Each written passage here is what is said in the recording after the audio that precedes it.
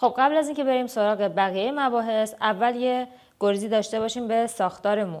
اگر ما اینو یه تار مو در نظر بگیریم، میبینیم که مو از 3 لایه تشکیل شده. لایه اول که بیرونی ترین لایه است، کوتیکول هستش که در واقع کار محافظت از لایه های داخلی مو رو انجام میده.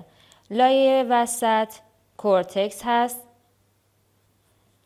که پیگمنت ها، رطوبت مو، تمام باندهای کراتینی و پیوندهای دیسولفیدی توی این قسمت قرار دارن.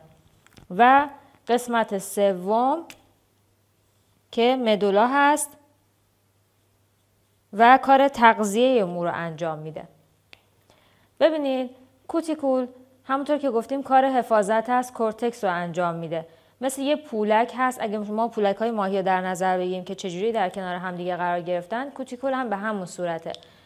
زمانی که ما میخوایم مو رو رنگ کنیم یا دکولوره بکنیم، با استفاده از مواد شیمیایی میایم این کوتیکول رو باز میکنیم تا مو آماده رنگ پذیری بشه و رنگدونه ها وارد قسمت کورتکس بشن و یا حتی موقع دکولوره کردن اون پیگمنت های طبیعی مو از کورتکس خارج بشن و مو روشن بشه.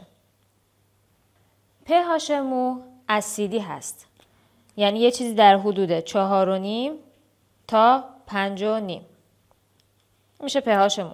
زمانی که ما میخوایم حالا مو رو رنگ یا دکولوره بکنیم، اون رو از حالت اسیدی در میاریم و به سمت بازی پیش میره، چون مو باید به حالت قلیایی برسه تا کوتیکولا باز بشن و آماده رنگ پذیری بشه.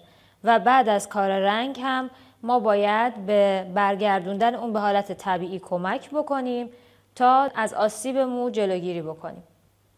در ادامه براتون توضیح میدم از اهمیت بستن کوتیکول مو بعد از کار رنگ و دکولوره و حالا از چه موادی میشه استفاده کرد تا این کار انجام داد.